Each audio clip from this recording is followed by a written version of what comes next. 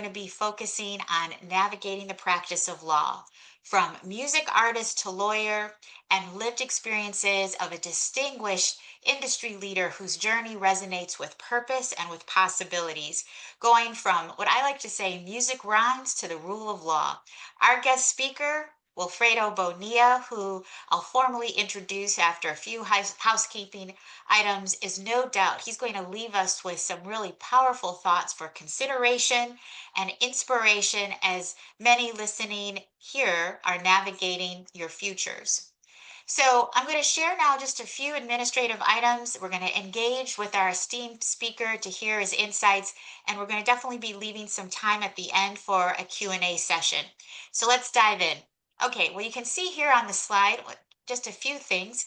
First off, we're being recorded. That is because we know you all like to listen to things on your own time. So we want to make sure that this is available.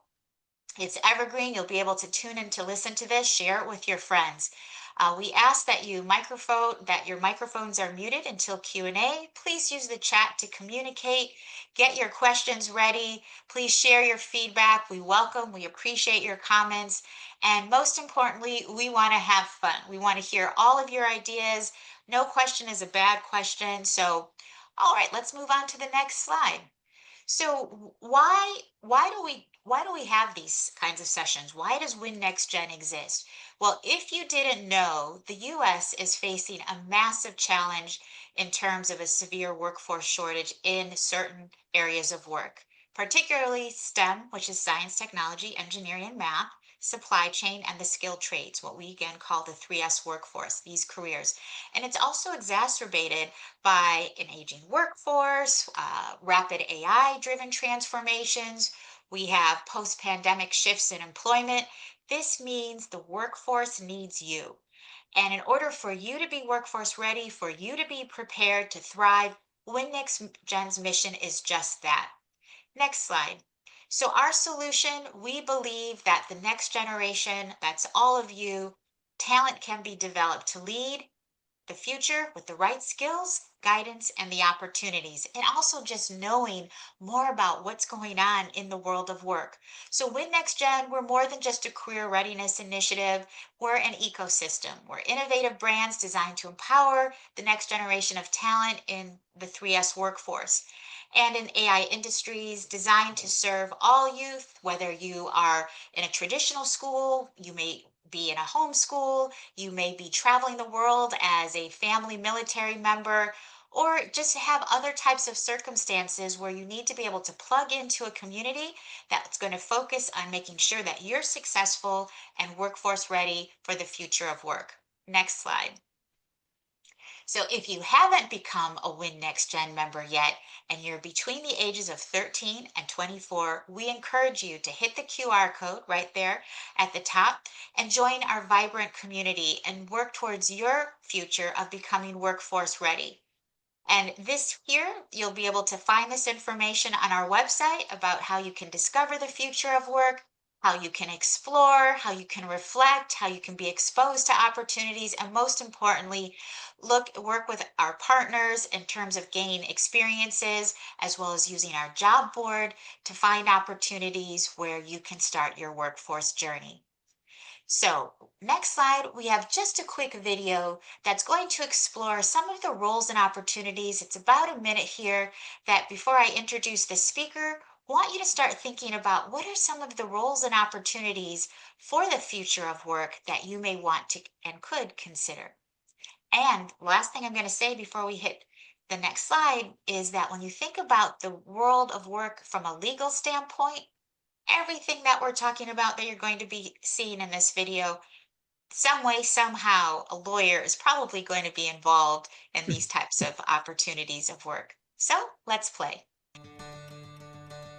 The 3S workforce is teeming with exciting roles and opportunities for the next generations. Imagine yourself as a data scientist, unraveling complex patterns to solve global challenges. Or maybe you're a cybersecurity information security analyst, protecting an organization's digital assets by creating and implementing security measures. The possibilities are limitless. Picture yourself as a logistics coordinator, orchestrating the movement of goods across continents. Or perhaps you're a procurement manager, negotiating deals and ensuring businesses have the resources they need. Envision yourself as an electrician, bringing light and power to homes and businesses. Or maybe you're a wind turbine technician, high above the ground, harnessing renewable energy for a sustainable future. These are just a glimpse of the diverse and rewarding careers within 3S. As technology evolves and industries adapt, new roles are constantly emerging, creating even more opportunities for the next generations to lead and innovate. Are you ready to get started with WIN-NextGen? Whether you're looking to explore your options and become a member of WIN-NextGen, a mentor eager to make a difference within Workforce Innovation Network's mentoring program, or a corporate or program partner wanting to invest time, talent, or treasure into the future 3S workforce, there's a place for you at WIN-NextGen. So, are you ready to be introduced to our amazing speaker? Well, I am delighted to welcome our distinguished industry leader, Wilfredo Bonilla. Wilfredo Bonilla Jr., he is the founder, he's the president of the Hispanic Bar Association of Hampton Roads, Virginia, Inc. He's also a partner with the prestigious law firm Crenshaw, Ware, and Martin PLC and chairman of the Government Contracting Practice Group. He's also a member of the firm's litigation, government and public sector, and the cyber and data security practice groups. He received his Bachelor's of Arts and his Juris Doctorate, that's a law degree, from Rutgers University. His litigation experience focuses on complex state and federal litigation, mediation, arbitration, and appeals. His government and public sector practice focuses on government contracts, bid protests, public procurement, public services, and the Virginia Freedom of Information Act. He has served as he's a former assistant city attorney in Hampton Roads with 10 years of experience. He regularly advised and engaged with city council, the city manager, and department directors regarding legal matters. He's able to leverage that experience for the benefit of his clients. Wilfredo's cybersecurity and data privacy practice focuses on assisting clients in navigating the rapidly evolving landscape of data privacy laws and mitigating cybersecurity risks. I have to tell you, Wilfredo, that's an incredible bio. But everyone, there is so much more around Wilfredo's journey because getting to where he is today now, this is what is incredibly inspirational because I know it didn't just happen overnight. And Wilfredo, we are so honored to have you here. Would you like to share any opening remarks while we get ready to ask you some moderated questions? Yes, thank you, Elisa. I just really want to say I sincerely appreciate the opportunity. I'm humbled and honored to be a part of this wonderful webinar. Thanks to WIN-NextGen and all your viewers on the webinar and those participating and those who may watch it later. I hope that they'll find this inspirational, insightful, and encouraging. Awesome. Awesome. So, all right, folks. So we're going to dive in. I have a few questions that I'm going to ask Wilfredo because a lot of time people think that you have to just you pick a career path and you're going to go down that lane. So, Wilfredo, my first question is looking back at your early life creative roots. You started out as a rap artist. Can you tell us what music meant to you growing up and how it shaped who you are today? Thank you, Lisa. That's a great question. Because when I was younger and I started rapping at age 11, I was in the studio when I turned 13 years old, and I did my first major show by the time I was 17 years old. People would have said, hey, you're not going to be a lawyer. You're on there hip hopping on stage. The reality of that happening is not going to happen. Um, and so for me, music, R&B, hip hop, reggae, all that stuff, it was just liberating, allowing me to explore and define and embrace my creativity. And for me, that was all important because it let me be true to who I am and really, that love for music, the ability to write songs and come up with songs, instantly, what we call it freestyles. was just amazing, and it allowed me. It really sped the process up for me to get things, to understand things, to process them, and to respond methodically. Which, as we'll get into down the road here, is really key when it comes to being a lawyer. Mm, okay. I'm going to ask you at the end if you want to give us a sample of anything, but we'll wait to the end. We'll wait to the end there. So, all right. So I hear this. So this creativity. So let's talk about that. You just kind of hit on that note from lawyer, from rap artist, music to lawyer. Let's talk about then this transition. But let me just ask you something. So you said you started music at 11. Was there something that led you to the music? Was there something between 0 and 10 that got you to the music?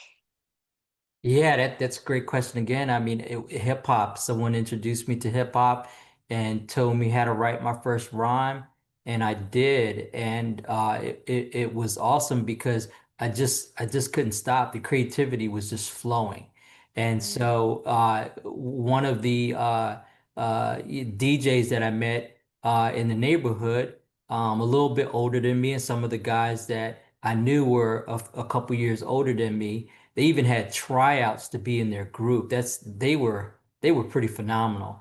And I was fortunate to be one of the ones that said, "Wow!" They sent one of my songs to a studio engineer, and they said, "Not only does he have the voice, the inflection, the tone, the presentation, but he's got the lyrical content." And I was just young. And I remember at age 13, I talked to a major recording artist, X-Clan, and it was amazing because by the time I was 19, I ended up doing a major show and opening up for X-Clan. And that group was phenomenal because they helped bring out on the Jungle Brothers album, uh, Tribe Called Quest with Q-Tip. And so I was in that circle of well-known, established artists, and being able to be in that environment, and it was just phenomenal. great. Where was home? Where was all of this happening? What So city? I was in between. So my mom is from New York. My father's, he's from Puerto Rico. I grew up in South Jersey, in right outside Fort Dix military base. But my mother and her grandmother, they were from the Bronx. My mother was born in Manhattan, but my grandmother had an apartment in the South Bronx. So at a very young age, my grandmother took my hand and walked me over just a couple of doors down and introduced me to one of the members of the Rocksteady crew. And these guys are the original break dancers, from the Bronx. That's where it was at. And I ended up growing up knowing just about all of the members of the Rocksteady crew. And then, just kind of doing hip hop and performing. So yeah, the Bronx. Okay, all right. So, for what would you say personal qualities, right, or transferable skills from your music career helped you succeed in law school and beyond? So again, at an early age, I knew I wanted to be an attorney. Unfortunately, I grew up, and I say unfortunately, but fortunately, because I embrace the very humble beginnings, and I'll be candid. I grew up on welfare. It was very difficult. We were extremely poor. Times were always tough, and I just wanted a different way of life. I knew the struggle was hard, and I said, I need to get myself out of this situation. And why the reason why I say fortunate because it made me have that eye of the tiger, that desire, that passion, that motivation, that internal drive that I didn't need somebody outside to say, "Hey, get up early and do your work." No, I had that internally because I wanted to get myself out of that situation. And so for me, I always knew that I wanted to do entertainment law. Never met an attorney until I got to college. And I knew I loved music and I knew I loved law. And so I even put in my yearbook, rapper slash lawyer. And I was fortunate to be able to do both. And I remember when I did the major show when I was 17 years old. I opened up for Special Ed in Chubb Rock, and Special Ed just came out with a hit record. I got it made, and it was a phenomenal record. And we did that show, but Grandmaster Flash Okay. did he produced. My DJ did the music, I wrote the songs, and he produced it and mixed it down, and I mean we had a hot track, and the song was called Things Look Grim. And Grandmaster Flash had a studio called Flash-O-Matic Studios in Manhattan, and I couldn't believe it. I'm a teenager, I'm like, I'm here recording with Grandmaster Flash, getting ready to do a show for Special Ed and Chubb Rock from Brooklyn. And we did the show in South Jersey at a college called Burlington County College. And man, that was just phenomenal. And after we did the show, Special Ed's manager said he was going to take us to Howie T, and we were going to do some songs with Howie T. And it turned out that that did not happen. And so, I decided that, hey, look, my focus has always been on going, get my education and bettering myself. And that's something that it's always stayed with me. Wow, I love that. And it seems like when you think about those personal qualities and transferable skills, even though the doors were closing, you never let, I like to say, delay be denial, right? You didn't, Absolutely. those delays didn't mean that you weren't going to get to that dream that you had put rapper slash lawyer in that yearbook. So some good Right. nuggets there. So, what are some of the behind the scenes? I feel like I'm getting excited. I feel like I'm like at some concerts already, just going down your experience here. But what are some of the behind the scene realities of the work that might surprise young people that you discovered along the way? Whether it was on the music scene or it could be, in your today life. But what are some of those ahas that people don't see when they look at you now, perhaps? Mm. Yeah, well, it's part of it is the grind.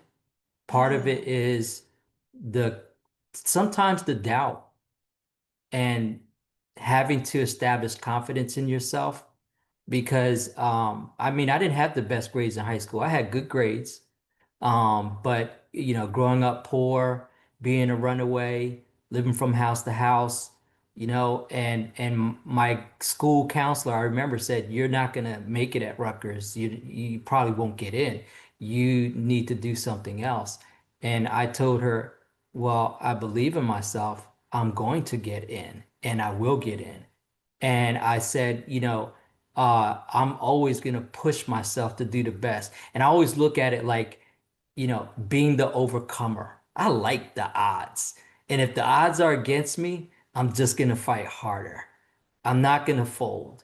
It's tough, and I learned something about myself. So when we're talking about this, I learned about like some of the behind the scenes, how sometimes things are difficult, even now as a partner, right? Oh, he's a partner, he's at a prestigious law firm, you know, and things can be challenging, cases can be challenging, you know, challenges come up, you know. Do I get nervous sometimes before I go to court behind the scenes? Yeah, I still do.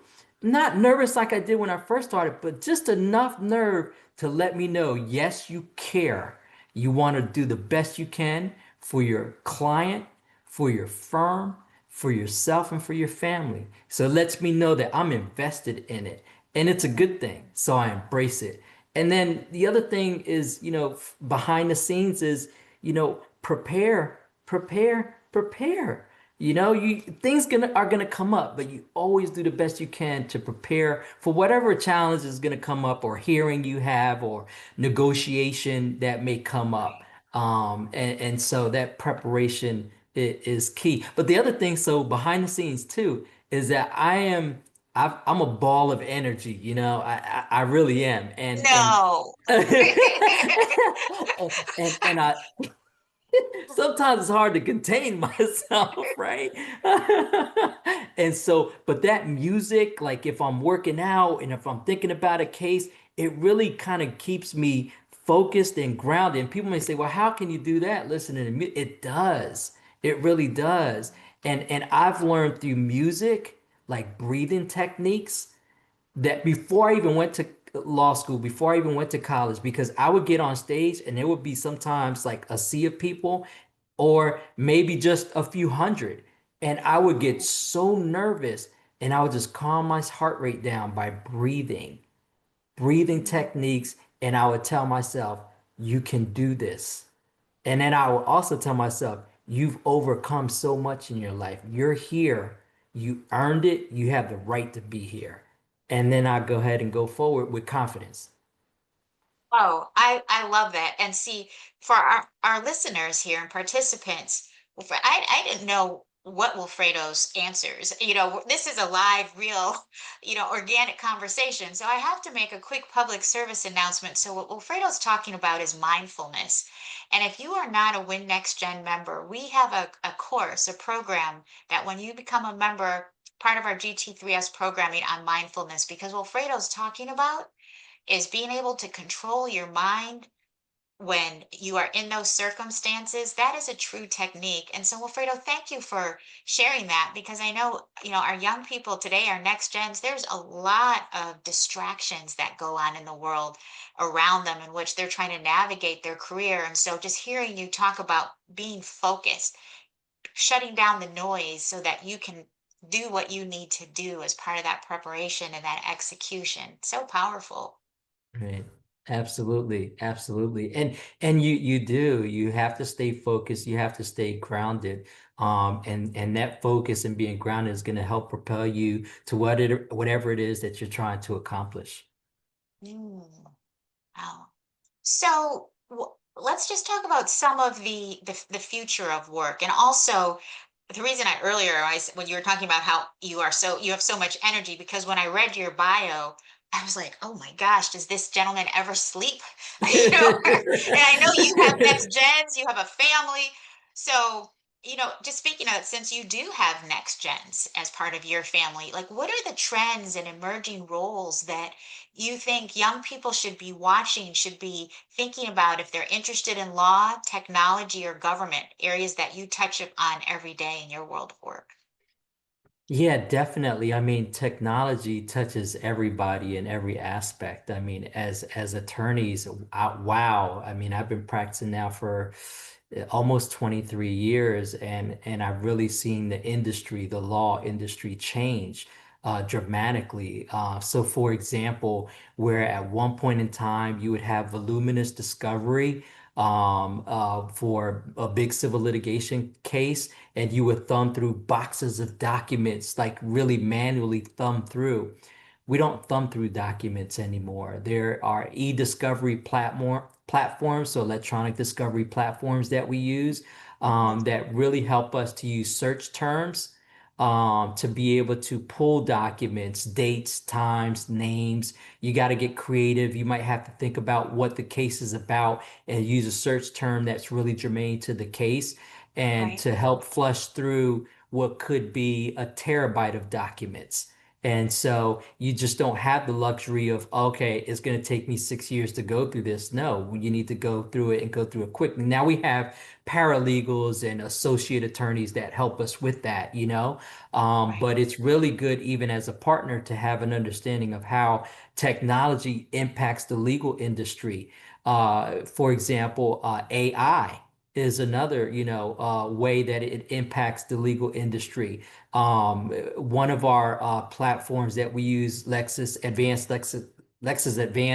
and what that does is it has what they call protege. So, it uses AI in terms of how you're searching for a document or what you can do to, find a case, those kinds of parameters.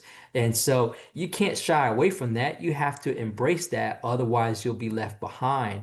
Another thing which I think is really cool, and one of my partners, he developed software and a platform for deposition summaries. It's e-summary Okay. and it's really Okay. phenomenal. And it helps you to go through and summarize utilize your depositions, testimony, and do other things with it that really streamlines the process.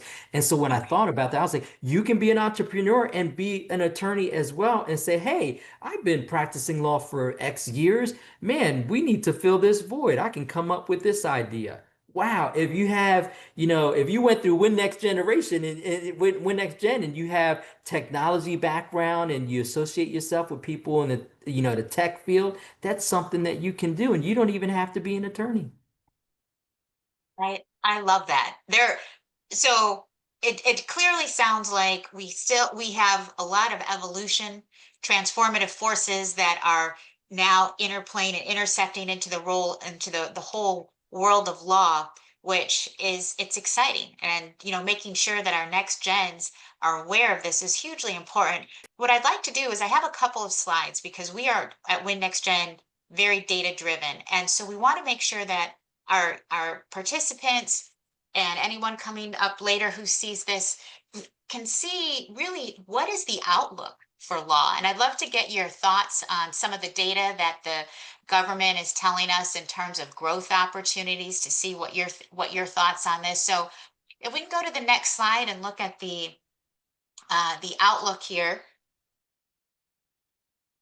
So the Bureau of Labor Statistics, where we get as a country, as we all know, this is where it's our source, right, for labor data, labor statistics, is showing that the outlook for lawyers is quite positive. So would love to get your thoughts on that in a moment. Wilfredo, job growth, employment projections for lawyers projected to grow about 9% from 2020 to 2030, faster than the average for all occupations. The demand for legal services is expected to increase as individuals, businesses, and government entities continue to require legal assistance. And then when we look at specialization, this really goes to what you were talking about just a moment ago, and that growing need for lawyers specializing in areas such as healthcare. We see healthcare just huge, exploding in so many ways as folks are living longer, wanting to have more preventive healthcare measures,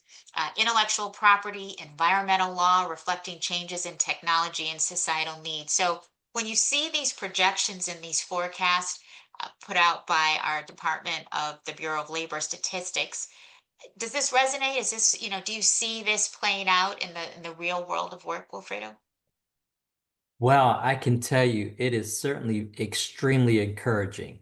And Mm, one of my roles, one of the hats that I wear at my law firm is one of the hiring partners and one of the attorneys involved, deeply involved and invested with the summer associate program.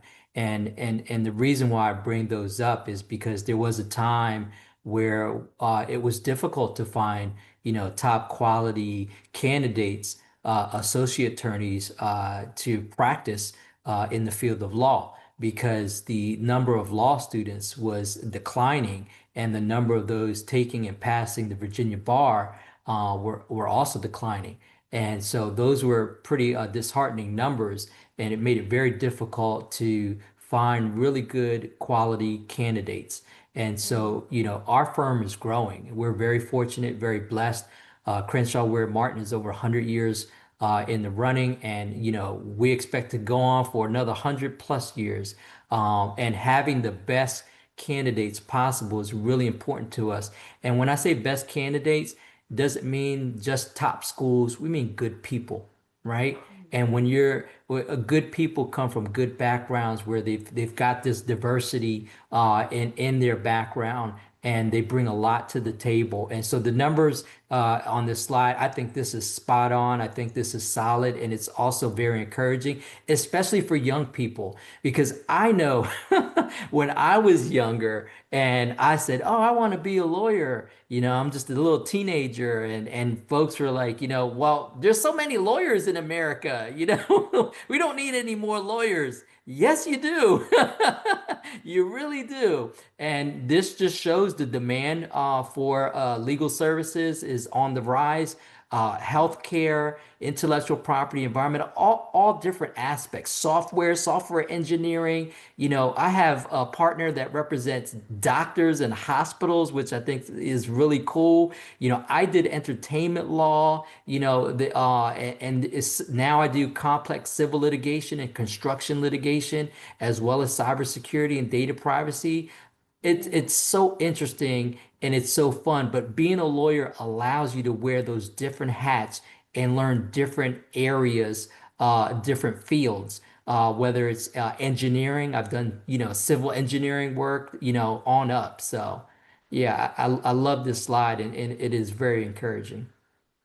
Excellent, excellent, excellent insights there. I have one more for you that I'd like to pick your brain on.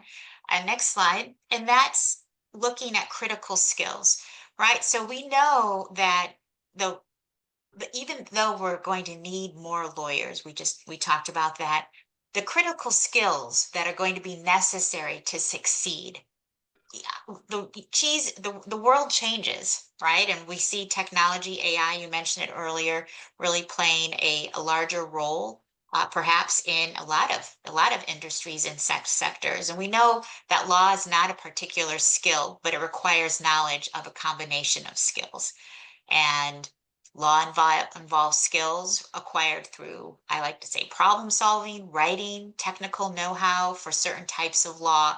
So, what do you think about this? Does this resonate? Are there any additional skills that you think our young people really should be focusing on if they're interested in considering a legal career? Whether you are a litigator, corporate law, administrative law, commercial contracts law, we've talked about, paralegal, you also mentioned legal assistant, anything that I may have missed when we think about critical skills.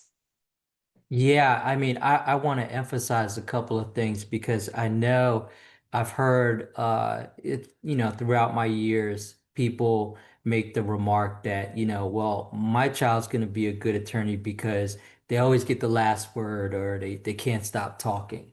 And truthfully, I've always tried to, you know, convey to folks that truly the best attorneys are the ones that listen, right? So if I listen to what the other side is arguing and I process that quickly and methodically, then I can provide a retort to that argument, a response that is really going to crush their argument. I can't do that if I'm talking over them. I can't do that if I'm not understanding or processing because I may have a response that's left field, doesn't even make sense. And let me tie that into rap because I think people would think, well, how does rap play into that? Well, I'm glad you asked that question because when I was young, my high school was almost like the school of the arts, and they allowed us to rap battle because nobody was doing anything bad. Nobody was cursing. Nobody was fighting. And they allowed us to battle. And they even allowed us to set up DJ equipment in the cafeteria and with mics, and we just went at it, and that was fun. But what was great about it is that it's like being in the courtroom. And it's like being in the courtroom because when the other person is displaying their rap skills and you're listening to what they have to say, you can't cut them off. You have to exercise restraint. You listen to what they're saying, and then you process what they've said. And then when it's your turn, then you have the mic and you can state your case, right? That was the beginning of me becoming a lawyer. I was in those rap battles and usually I was the one prevailing. And Really? No. yeah. And for me, when I thought about it, it was like, wow, this really does relate to the courtroom because when counsel is arguing on a case, no matter how much I may be passionate and ready to explode and inside, I just want to have my turn, I listen, maybe take mental notes, maybe take a couple of quick written notes, and then I provide a methodical response that really counters their key points.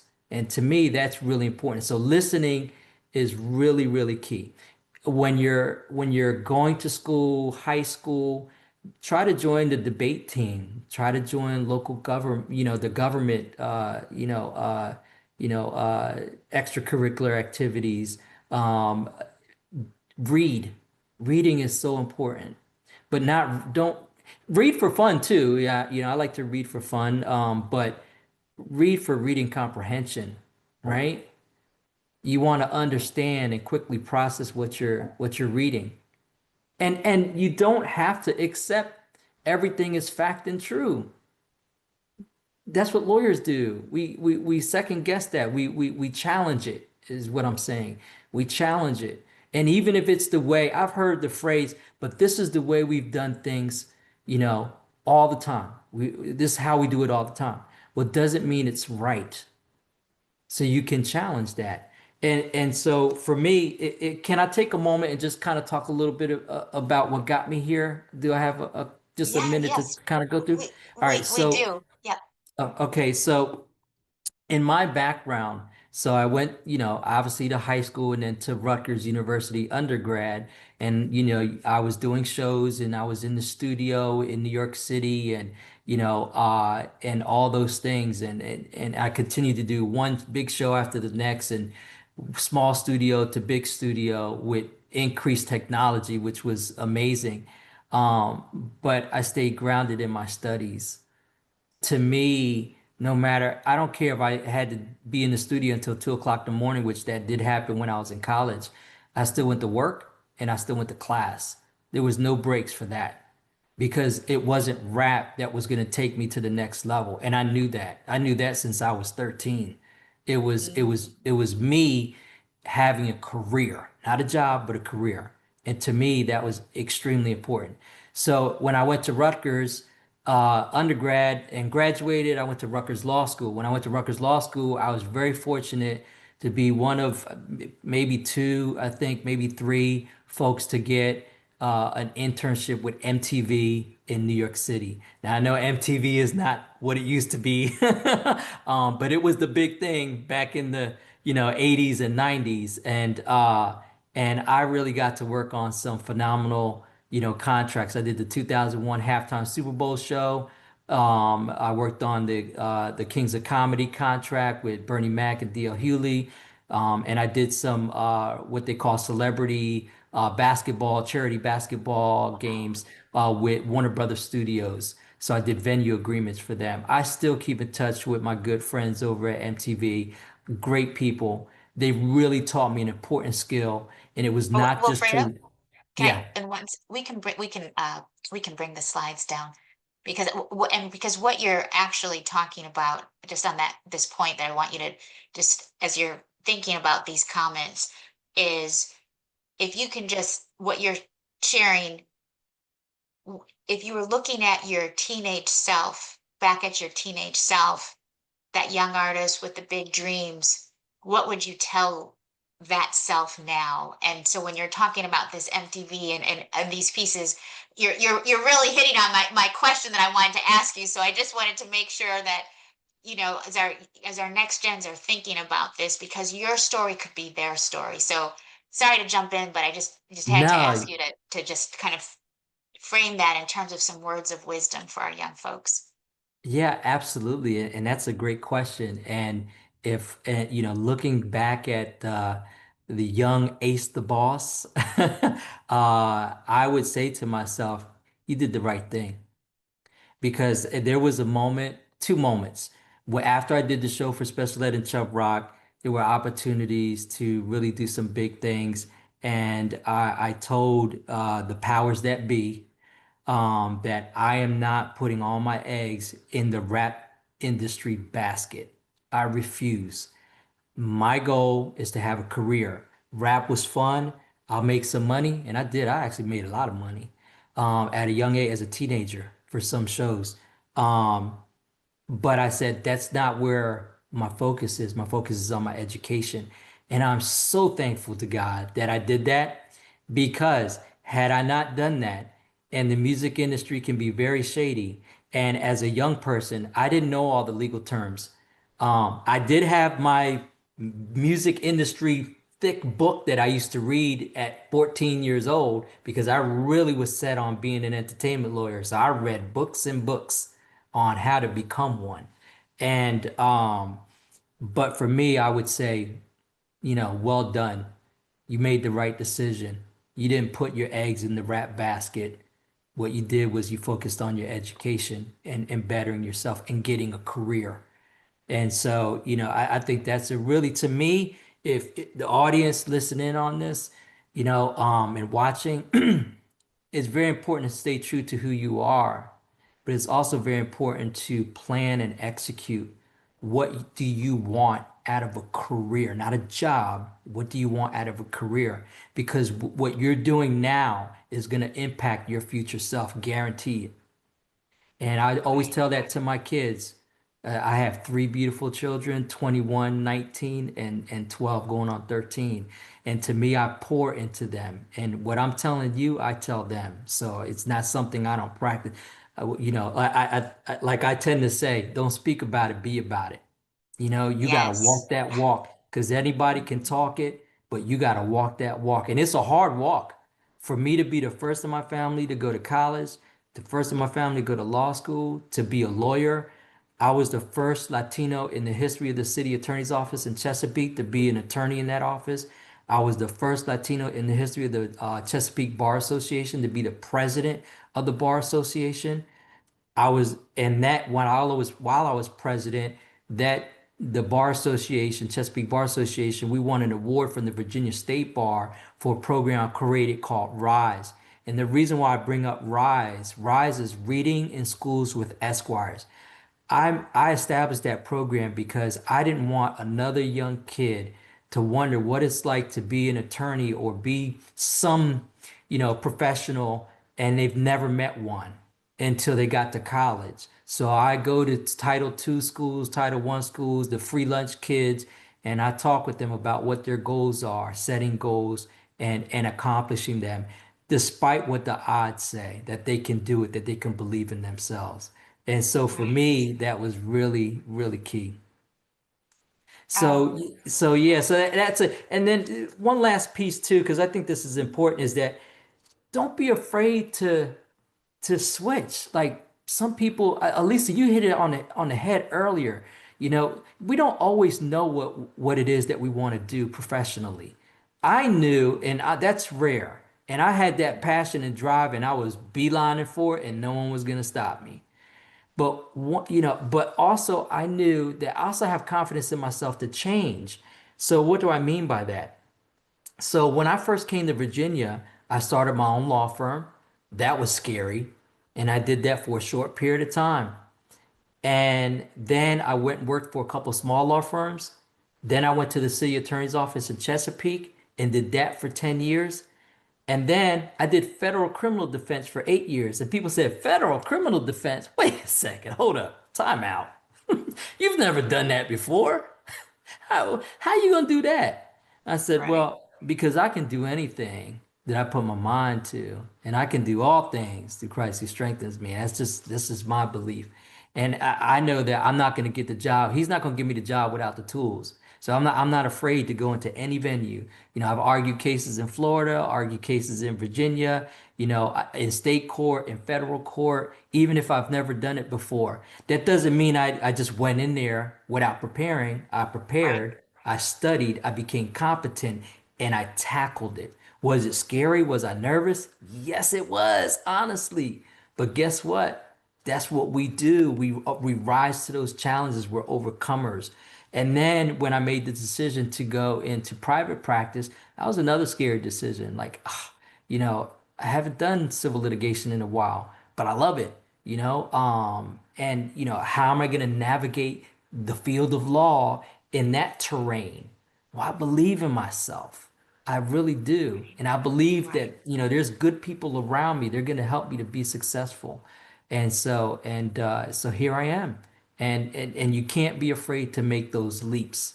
You got to be methodical about it, but don't be afraid to make those leaps. And I wanted to say that, Elisa, thank you for giving me the time and the platform to say that because I want to encourage, those who are listening that you can, even if you're 24 years old and you say, man, I want to change fields and I want to do cybersecurity and data privacy. You can do that. If you really have a Right. passion for it, go for it. Use all the tools and everything at your disposal. You guys have so much more now than we had in the 80s and 90s. And thanks to WIN-NextGen, you have even more. So utilize those avenues and those tools. Oh,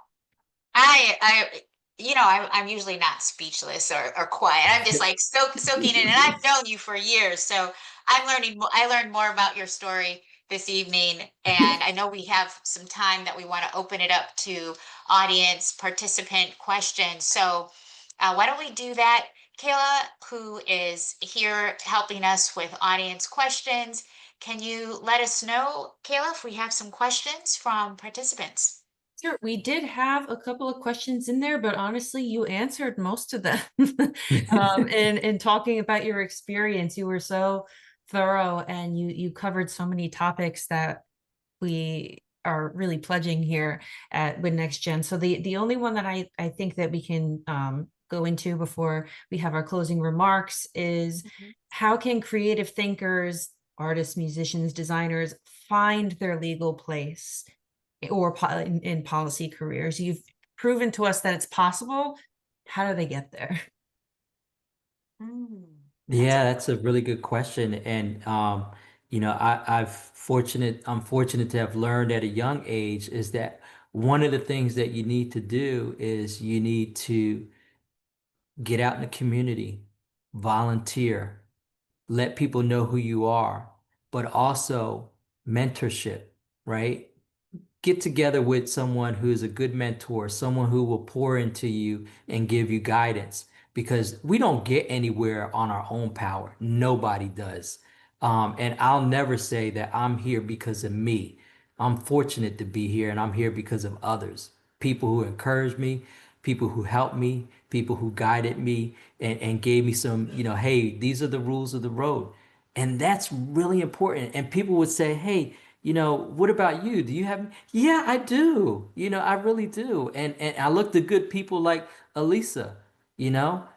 We bounce things off each other. We encourage each other and other people like that. And that's who you need to surround yourself with. And I think that's one of the keys. If you want to be a local politician in terms of, maybe going into city council and being a mayor or being a city council member or being on a member of the school board, talk to somebody who is, a neighbor, a friend, volunteer, do some volunteer work for them.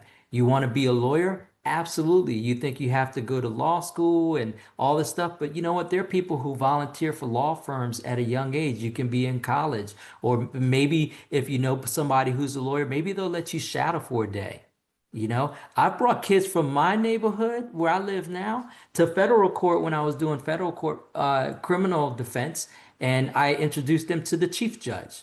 They had never met a judge before, and I introduced them to the chief judge of the federal court in our area. And so, those kinds of things, people are always willing. I don't care how busy I am. If I can take time to help somebody else, I'm definitely going to do it. And don't be afraid to ask for help or ask for somebody to be a mentor. You know, take advantage of that. Don't be afraid and follow up because one of the things that we tend to do is get a name and number or business card and we don't follow up with an email or phone call. That's not a good way to start. You want to keep in touch with them, even if you're doing just check-ins, but definitely mentorship, that's really, really key and volunteering, getting out in the community. great. That was a powerful answer to that great question. So thank you for that question.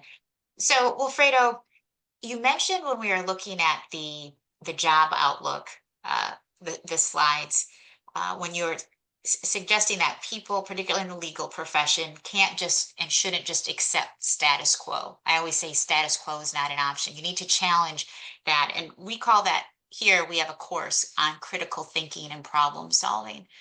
So that today, when this is a wrap up, because I've been unpacking and digesting your thoughts, is listening to how you read as a young child. You were just so into the books to learn, learn, learn. How do you square that up with those things that you did that have made you successful to the world we live in today, where everything is in small doses? It's TikTok or Facebook or Hinge scrolls, right? We get a lot of information and swipes. I'm going up and down. I'm just, swipes. So for young people today who are thinking that way, or that's how they're getting a lot of their information, do you have any final pieces of wisdom that you could share with our next gens about trusting their paths, turning creativity into purpose-driven careers, and how they balance the world we live in today to being successful and you maybe having techniques that they may not be seeing or using as much as perhaps we did growing up to be to digest and unpack things to learn. Yeah, that's a really good question. And you know, the technology can be a good and a bad. And I think that, we adults as well and young adults and youth, we have to guard ourselves with what we see and what we hear on, these different technological platforms. I think it's good to embrace but guard yourself, right? So embrace the technology. You don't want to fall behind, but don't let it consume you, right? Use it to benefit yourself. How can I use the technology to catapult my career? That's the methodical thinker, That's the strategic planner. What can I get out of this to use this to help me catapult my career in cybersecurity? Or in the healthcare industry, or whatever industry it is. And so that's what we want to do. You want to challenge yourself in that regard. One of the things too is that we find ourselves swiping up, down, up, down, up, down. Do you want to be the type of person who looks back at himself or herself and say, man, I swiped for the last 10 years. What did that swiping get me? Where am I now after 10 years, 5 years, or 3 years of swiping? Right? Is it getting me to where I want to be? And so you have to take charge of your future. And I love the question because it really kind of is like who I am. It's like, you have to be someone who is purposeful. Be true to who you are. Be purposeful and intentional because you, every day when you're stepping out there, you're going to school or you're meeting new people, every day is a little nugget that you're building on who you are as a person, who you are as a leader, who you are as an educator, and who you are in the community. And we don't always see it that way. I know the young Will didn't see it that way. You're just going about it. I'm just trying to figure it all out. But Right, now that I right. know what I know, and you can think methodically and do, that's really important. So a couple of nuggets. Be purposeful and intentional. Be confident in who you are and what you bring to the table and trust and rely on all those obstacles and hurdles that you overcame in your life, that you did overcome them. And that's going to catapult you to going into, your career, into the future, into overcoming future challenges. Yeah. And that's really key. I also say, stay humble and hungry. My kids know that's my phrase, humble and hungry. I come from martial arts, boxing background, sports. I just love it all. But Right. I also know that I'm also not cocky because I can either stay humbled or get humbled. But I also got to stay hungry because you got to have the eye of the tiger. You got to be self-motivated, self-driven in order to get to that next level where you want to be in life. The other thing is embrace your journey. It's your journey. Embrace it. Where you want to go, you're the driver. Okay? Take charge of Okay. that journey. Embrace it. Also, it seems simple, but make good decisions. What you do now is going to impact your future self. And it could even impact you immediately. And hopefully it's in a good way. So whatever you do, you're building towards the goals that you're trying to seek out. Um, the other thing too is I talked about mentors, have good mentors. So we got that component. Okay. Lastly, stay creative. Stay fun. Enjoy life. I love it. I still write songs. You know what? I had a case and I talked to a friend from high school that hadn't talked to in a while, and he Right. said, Ace, man, you were always doing your thing, man. You were so good. He's like, we all believed in you. And it just, wow, this is so many years ago, but Right. people really did believe. And I love it. I mean, I love music. I love writing, whether it's R&B songs or rap songs. I do it for educational purposes now. I just did a couple months ago something for the YMCA for their youth program. And I Nice. dropped a couple of bars and they were floored. It was so fun. Magic. When I left the city attorney's office, the mayor did a whole proclamation and said, Mr. Bonilla, it's my understanding that you're a prolific rap artist. Bust a rhyme. I said, are you sure? He said, the mayor says bust a rhyme. You need to bust a rhyme. So, of course, me being the rap artist that I am, I sure did. And they loved it. And you stayed humble. You stayed humble. That's right. That's Yes, right. they did. Oh, Absolutely. well, well, Fredo, everyone, we're just about up at the top of the hour for time, and I just want to say thank you. Before we close, though, if we could just pull up the slide so we can just share a quick public service announcement for some upcoming events. And there we go. So there's a QR code, folks. If you have not visited our site to see what future events, if you enjoyed what we did today with our day in the life with our distinguished industry leader, Wilfredo Bonilla Jr., please join us for future opportunities. You can find out more at that QR code. Next slide. And if you have not become a member of WIN-NextGen, we welcome you. Our silver membership, it's a free membership. You just need to hit that QR code, join us. We'll have new member orientations throughout this winter. So we also like to say, if you see it, you can believe it. And if you believe it, you can become it. And if we can pull the slides down, what I'll close with is I'm just wanting to say thank you. Wilfredo, you truly are just a pure example of what that quote is that we like to say. If you see it, you can believe it. You saw it, you believed you could become it, and you became it. And you are just such an inspiration. Everyone, we thank you for making the time in your schedules also to tune in to learn more about the world of law and realizing that there are opportunities for you. You could also start as a rap artist and do that conversion.